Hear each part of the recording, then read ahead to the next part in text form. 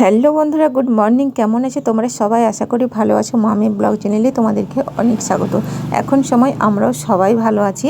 তো আজকে হচ্ছে বৃহস্পতিবার, তো তাই দেখো আমি সকালে স্নানটা সেরে নিয়েছি। একদম মাথা থেকে মাথাতে শ্যাম্পু দিয়ে ধুলাম চুলটা। তো যাই হোক, স্নান পুরো কমপ্লিট। এদিকে তো চলে আসলাম ঠাকুর ঘরে। আজকে ভাবছি ঠাকুর ঘরটা একটু ঝাড়বো। ঝুল টুল অনেক বসেছে। আগের কিছুদিন আগে রুম অন্যান্য রুমগুলো সব ঝুল ঝাড়া গোছানো বাগানো করেছি, কিন্তু ঠাকুরঘরটা ঝুল ঝাড়াও হয়নি, সেরকমভাবে গোছগাছ করাও হয়নি।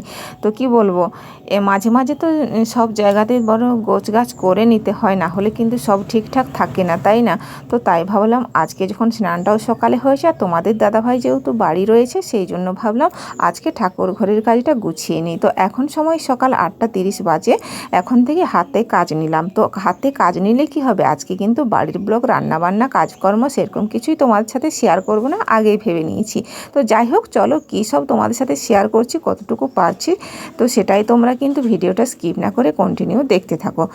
আর এই যে দেখো, নতুন একটা ঝুল ঝাড়া নিয়েছিলাম, ওটা তো সেটা তোলা ছিল, ওটা নামিয়ে নিলাম। তারপর দেখো চারিদিকে ঝুলগুলো ঝেড়ে নিচ্ছি উপর নিচ করে। মাথাতে কাপড়ের ঘোমটাটা দিলাম, ঝুল পড়ছে, ধুলো ময়লা পড়ছে। আর যেহেতু চুলটা ধুয়েছি, স্নান হয়ে গেছে, আর স্নান হয়ে গেছে বলে ঠাকুর ঘরের কাজটা হাতে নিলাম। চারিদিকে এপাশ ওপাশ করি। তো হ্যাঁ বন্ধুরা, একটা কথা বলি তোমাদের, এই বেশ কদিন ধরে ভিডিও ঠিকঠাক সময় মতো আমি পাবলিক করতে পারছি না। বেশ তো মাঝে 2-3 দিন হলো ব্লগ দেওয়াই হয়েছিল না, একদিন করে হয়তো গ্যাপ গিয়েছিল, কারণ বুড়িরও ওদিকে পরীক্ষা, বাবাও এদিকে চলে যাচ্ছে স্কুলে। তো আমি অনেকটাই এগিয়ে আসতে পেরেছি ভিডিওর নিয়মগুলো বুঝে নিয়ে জেনে নিয়ে, কিন্তু শেষ অবধি পারিনি এখনও। আমি ভিডিও কি বলবো, যে পাবলিক করতে হবে, থাম্বনেল বানাতে হবে, এসবগুলো এখনও পেরে উঠিনি। অনেকটা এগিয়েছি, কিন্তু সমস্ত শেষ পর্যন্ত এখনও পারিনি। তো সেই কারণে কিন্তু রয়ে গেছে। বুড়িও ফিরছে অনেক লেটে। তো এখন দেখো ঠাকুরগুলো মুছে নিচ্ছি, ফটোগুলো। আসলে সমস্যাটা কি হয়েছে জানো তো, হয়তো আমি যেদিনে ভিডিও নিচ্ছি যে বারে, সেই তারপর দিনে তো ভিডিওটা পাবলিক করি, তো সেটা আমি পারছিলাম না। এমনি করে হয়তো কদিনের মধ্যেই 2 দিন কি 3 দিন ব্লগ দেওয়া হয়েই নি, ওঠাউঠি 2-3 দিন নয়, হয়তো একদিন গ্যাপ গেছে মাঝে, এরকমভাবেই হচ্ছিল। তো এখানে দেখো ঠাকুরগুলো ছিল এপাশে, সেগুলো আমি দেখো ঝেড়ে নিচ্ছি সিংহাসনটা খালি করে, আর সব ঝুলগুলো ওটারও মুছিয়ে নিচ্ছি। কাজ যখন হাতে নিয়েছি ভালোভাবেই গুছিয়ে নেব চারিপাশটা।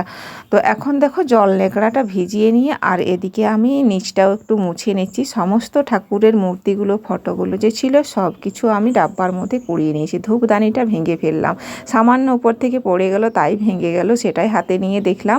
আর সেটা ছিল চীনামাটির, তো সেই কারণেই দেখো ভেঙে পড়লো। তো যাই হোক, শাঁখটাও ধুতে হবে আজকে, বেশ ময়লা জমেছে।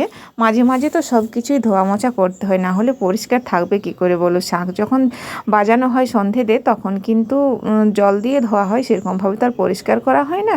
তাই একবার করে আমি মাঝে সাঝে ওগুলো অনেক সময় কিছু সাবান গুঁড়ো দিয়ে ধুয়ে নিই। আর এখন জল টল দিয়ে সব দেখো মেঝেটাও পরিষ্কার করে নিলাম। তারপর আবার ঠাকুরগুলো গোছগাছ করে রাখতে হবে। এদিকে দেখো আমার ওদিকে ধোয়া মোছা কাজ কমপ্লিট হয়েছে। তো অনেক কিছুই জামা কাপড় ভেজা মেলা রয়েছে আগের দিনে, সেগুলো এখন আমাকে মিলতে হবে। গাড়ির চাপাটা খুলে দিলাম, দেখতে যেন কোনো একটা অস্বস্তি বোধ লাগছিল, তাই আমি তিরপলগুলো ওখানে ভাঁজ করে রেখে দিলাম। ওদিকে মেলা রয়েছে ভিজে জামা কাপড়গুলো, সেগুলো এখন নামিয়ে নিয়ে চলে আসছি। এখানে মিলতে হবে, রাখলাম দেখো এইখানটাতে গাড়ির উপরে। তারপরে একে একে করে সমস্ত জামা কাপড়গুলো এই যে আমি এপাশ ওপাশ করে মিলে দেবো। চুলটাও ঝেড়ে নিলাম, না হলে আবার ঠান্ডা লেগে যাবে। চৈত্র মাস হলো, তবুও ঠান্ডার শেষ নেই। এখনও গায়ে কম্বল দিতে হচ্ছে, এখনও জ্যাকেট সোয়েটার পরতে হচ্ছে, কেউ কেউ পরছে। আমি তো সব কেচে কুচে রেখেই দিয়েছিলাম, আবার সেগুলো বার করতে হলো। এখন চৈত্র মাস, অন্যান্য বছর কিন্তু এখন একটু সামান্য জলের জন্য হাহাকার হয়ে যায়, কিন্তু এটা এখনও সে বছর সেই সময়টা আসেনি। যাই হোক, যেভাবে চলছে দিনগুলো ভালোভাবেই কাটুক সবার, তাই না?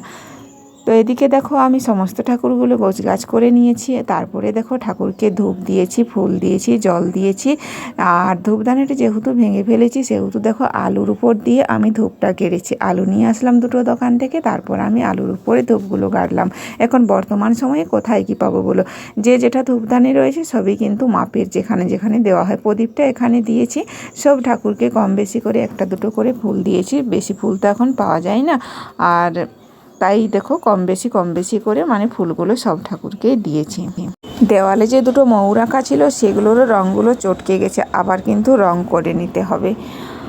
এদিকে দেখো বিকেল হয়ে গেছে আর সবাই এসেছে দেখো মেয়েগুলো ছোট বড় করে। তো ওরা এসেই দেখো কি করে বলো তো, কে শুধু এসে সাজুগুজুতেই হাত লাগাবে। তো যে যার খুশি মতো কেউ পালিশ লাগাবে, কেউ লিপস্টিক লাগাবে, কেউ কাজল পরবে। তো এই সমস্তই আসলেই ওরা আমার জিনিসপত্র নিয়ে ঘাঁটাঘাঁটি করতে থাকে। নিশা দেখো লিপস্টিক লাগাচ্ছে, ওদিকে একজন কাজল পরছে। এই দেখো এগুলোই ওদের কাজ। আসলে পর আমাকে যতক্ষণ চুপ থাকি বাড়িতে একা থাকলে, এরা আসলে আমার একটু বকুনিটা বেড়ে যায়। তো যাই হোক এদিকে রিয়া এসেছে আজকে দেখো। তো রিয়াও একটা আলতা প্যাকেট হাতে নিয়ে দেখো এখানে মানে গুলবে। আজকে যেহেতু বৃহস্পতিবার তাই ভাবলাম একটু আলতাও পরবো বিকেল দিকে। তো তাই দেখো পাউচ আলতা এটা, আর গুললে কিন্তু গোলাপি কালার হয়, পায়ে লাগালেও গোলাপি কালারটাই দেখা যায়। তো আলতাটা গোলা হয়ে গেছে, রিয়া এখানে গুলে নিয়ে চলে আসলো। তো সবাই যখন জুটেছে আমিও আলতা পরবো, ওরাও পায়ে আলতা লাগাবে। তাই ভাবলাম সবাই যখন একসাথে পরবো আলতাটা পায়ে লাগাবো, তাহলে কিন্তু চল একবার কম্পিটিশন হয়ে যাক কে আগে পড়তে পারে। তো রিয়া তো আগেই শুরু করে দিয়েছে, কম্পিটিশন হলে সবাইকে তো একই সাথে শুরু করতে হয় তাই না।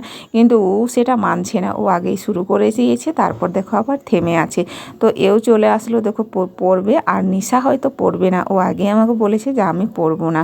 তো যাই হোক দুজনেই শুরু করেছে, এরপর দেখো আমি চলে আসলাম। তারপর দেখো এদিকে আমিও শুরু করে দেব। তো ওদের শুরু হয়ে গেছে, তাহলে আমি তখন অনেকটা পিছু হয়ে গেছি, আমি কি পারবো ওদের সঙ্গে সঙ্গ দিতে। তো যাই হোক দেখা যাক কম্পিটিশনে কে জেতে। তো এই যে দেখো চলছে আলতা পরা। তো রিয়ার তো একটা পা পুরো কমপ্লিটই হয়ে গেল। তো আমার এখন এদিকে একটা পাই হয়নি, আবার তো একটা পা পুরোই বাকি। আর ওই মাঝের মেয়ে দেখো ও কিন্তু পড়ছে, ওরও একটা পা হয়ে গেছে আর একটা আমার সবেমাত্র আমিই মনে হয় পিছু পড়ে যাব। আমার ভাবনাটাই ঠিক হবে। তো এদিকে দেখো রিয়ার প্রায় কমপ্লিট হয়ে গেছে, তো ওই যে মনে হচ্ছে। তো আমি বললাম যে শুধু কমপ্লিট করলে হবে না, রিয়া দেখো ফার্স্ট হয়ে গেল, ওর কমপ্লিট হয়ে গেছে। আলতা পরাটাও কিন্তু ঠিকঠাক ভালোভাবে পরতে হবে। ওই মেয়েও দেখো হয়ে গেল, তো আমি এই পিছিয়ে পড়লাম দেখো। যাই হোক আমার কিন্তু কেমন একটা মনে হলো আমি হেরে গেলাম, আমি পিছিয়ে পড়লাম। আমার দেখো কান্নাও চলে আসলো, আবার হাসিয়ে চলে আসলো, হাসি কান্না দুটো মিলিয়ে আমি কিন্তু মন খারাপ করে বসলাম। যাই হোক আমার তো এখনও কমপ্লিট হয়নি আলতা পরাটা, তো সেই জন্য আমি এখন কমপ্লিট করছি। তো ওরা দেখো আমাকে হেসে দিচ্ছে আর অপমান করছে, আমার মুখের মধ্যে কুলকুলি দিচ্ছে তাই না। তো যাই হোক হেরে গেছি তো কি হয়েছে, তাতে কোনো দুঃখ নেই আমার। তো এবারে দেখো ওদের এখনও কমপ্লিট হয়নি, সেই জন্য আবার এসে দেখো পায়ে আলতা লাগাচ্ছে। আমি তো আগেই বলেছি যে দেখো আগে হলে চলবে না, ফার্স্ট সেকেন্ড হলে চলবে না, আলতা পরাটাও কিন্তু ঠিকঠাক ভালোভাবে দেখাতে হবে। তো যাই হোক বন্ধুরা সবাইয়ের কমপ্লিট হয়ে গেছে আলতা পরা দেখো। তো এই যে কার পায়ে কেমন লাগছে ওরাই বলল সেটা, যে বৌদি তোমার পায়ে ভালো লাগছে, ও বলল ঠাম্মা তোমার পায়ে ভালো লাগছে, কারণ তোমার পাটা আমাদের পায়ের থেকে ফর্সা রয়েছে। এদিকে যে ব্লু কালার পা প্যান্ট পরে আছে ওই মেয়ে হলো আমার ননদ, আর এদিকে হলো যে সাদা কালার পা প্যান্ট দেখা যাচ্ছে এ হলো আমার নাতনি, ওর ঠাম্মা আমি, আর এদিকের মেয়ের বৌদি আমি। তো যাই হোক বন্ধুরা আজকে আমাদের এই কম্পিটিশন কেমন লাগলো, আমাদের আলতা পরা ডিজাইনটা তোমাদের কেমন লাগলো, যদি ভালো লেগে থাকে অবশ্যই কিন্তু একটা ভিডিওতে লাইক দিও। যারা নতুন বন্ধু প্লিজ চ্যানেলটি সাবস্ক্রাইব করে পাশে থেকো। আজকের ভিডিও এই পর্যন্তই, সবাইকে এখানে টাটা বন্ধুরা।